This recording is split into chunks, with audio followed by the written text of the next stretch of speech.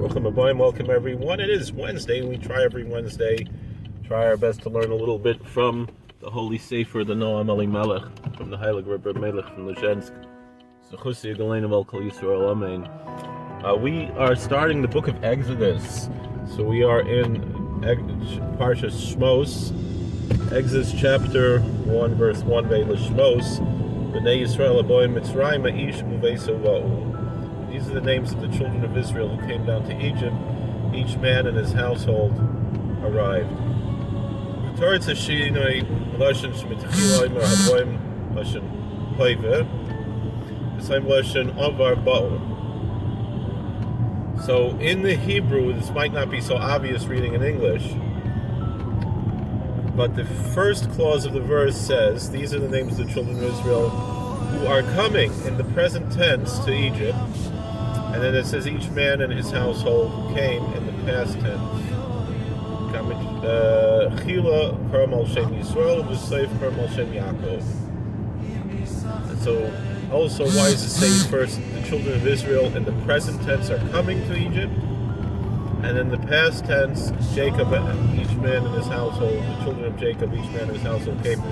Why the change from Israel to Jacob? We know that these two names, according to Hasidic philosophy, represent different archetypes. So what are these two aspects that we have here? One is the present tense changed to the past tense. The other one is Israel and Jacob. So it says the Hasidic Bible Rebbe from So the intention that's here is, as we say, there's a great saint, a great tzaddik, a righteous person, who is strong and grown old in his righteousness for many days, many years. Even if he does great things, the tremendous acts of righteousness, despite that, he can be saved from arrogance. It's the opposite. He sees within himself, he finds all kinds of things that he's lacking in, that he's still lacking in his worship and in his service of God. That he pains himself over this. And not only does he find pain with his own faults, but also the pain of the Israelites, of the Jewish people, and their exile and their needs. The bitter exile, that they have to pay taxes and sometimes they're drafted into armies and so forth. So therefore, all of his enthusiasm, all of his connection to God and his worship, it doesn't feel like anything to him. Because he's so worried about the Jewish people, as we just said. Those type of saints are the pillars of the world that are called Israel. But there are other saints, other tzaddikim, who are just starting in their worship, and they're new. They just came about.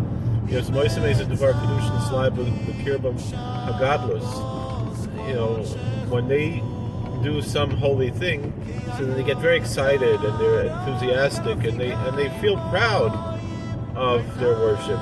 New Bali Tshuva, new Gerim,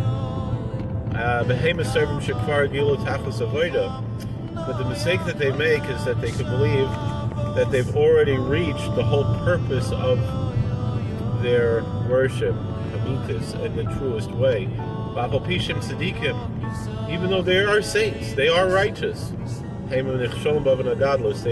nonetheless, the sin that they have is the sin of arrogance, of feeling that they're so great.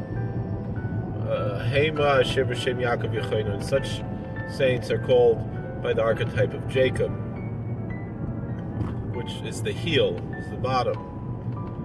This is really a source of inspiration for those of us who might have been Bali Tshuva for a long time. In the English calendar, I just turned 41 years old yesterday.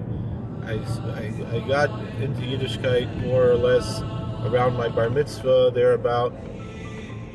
So, more than half of my life, I've been involved learning Torah, trying to do mitzvahs a little bit, and you know, I think back sometimes, back when I was in yeshiva, I felt so excited and so connected, and now I feel like I'm just going through the motions, and I kind of sometimes feel depressed. But perhaps I feel like I could do better. I know all the sins I've done, and I know how bad I am and how much I could improve myself. And yet perhaps that's the message here, is that in a certain sense that's a higher level. Who knows? But I shouldn't get arrogant from that either. I have to stay humbled by that. And sometimes, you know, there's the joke about, there's the rabbi clapping al chet, I'm nothing, I'm nobody. And then the Cantor, he's clapping, I'm nothing, I'm nobody. And then the president of the shul is clapping, I'm nothing, I'm nobody. And then the Cantor turns to the rabbi and said, look, who thinks he's nobody? So, we always have to work on all of these things. It's not simple. So, anyway, V'zo rem is a kosav amar b'nei Yisrael. But this is what's hinted to in the scripture when it says the children of Israel, Haboyim Mitzrayim, who are coming to Egypt in the present tense, because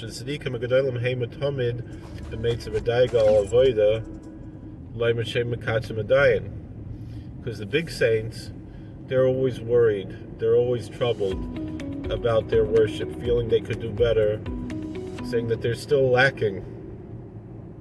And that's Mitzrayim, the word for Egypt, indicates this pain that they feel, Meitzer, that they feel pain over this. And for this they're always going up higher and higher, bli hefsik, without ending.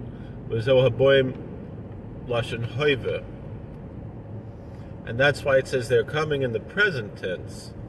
But then the other part of the verse, it says Jacob, each man and his house coming, ba'avar, in the past tense, came in the past tense. That's hinting to the lower level of saints who are still saintly, they're still righteous, they're still good religious Jews, but they think they're already finished. And that they're not lacking anything. That's not the true level of truth. Rather, he has to constantly be looking at his own lowliness, so he could be rescued from this arrogance. And that's good for him, and it's easy to understand.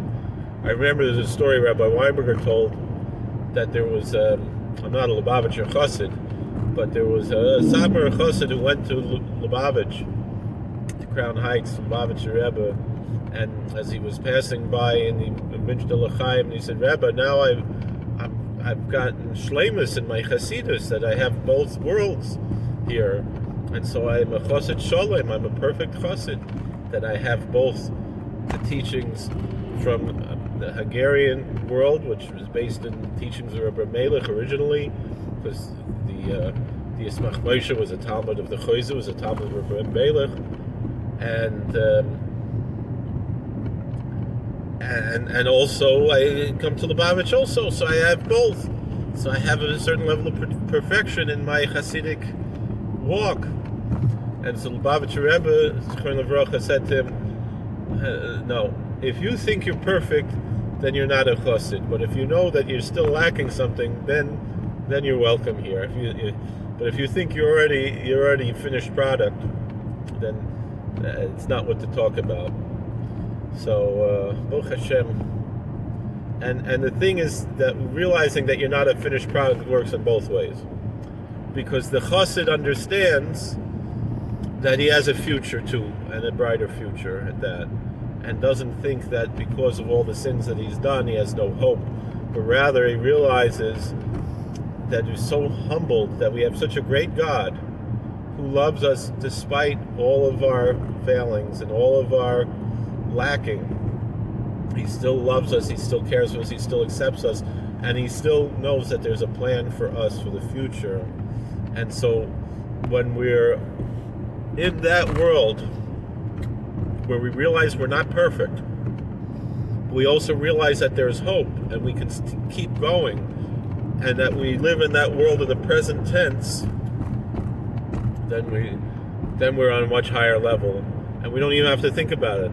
We don't have to even believe it. We probably shouldn't believe it, but maybe deep down we know it, and that way we should all be worthy to that level of humility, because that's really what we need, to realize that God is perfect and we're not perfect. You know, there was a story Rabbi Weinberg also told. There was a painter, African-American fellow in Borough Park, Jimmy. He was painting Bobover Rebbe's house. Bobover Rebbe's Chossid Galena used to daven in our shul. Bobover Rebbe, Shloime, Chossid Galena Mikol Sulamein.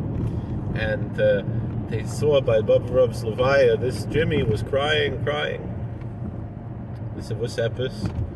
He said, "You don't know, I owe my whole life to this rabbi.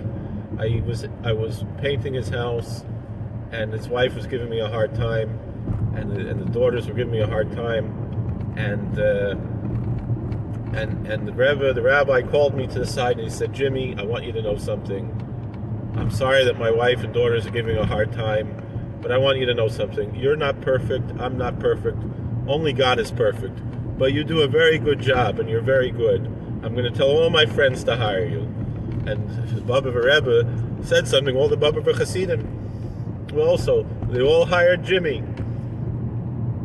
You're not perfect, I'm not perfect, only God is perfect. That's the way that the Tzaddikim understood, and that's the way we have to live our lives. Thank you for watching. God bless. Please like, share, and subscribe, comment, and we'll see you all later.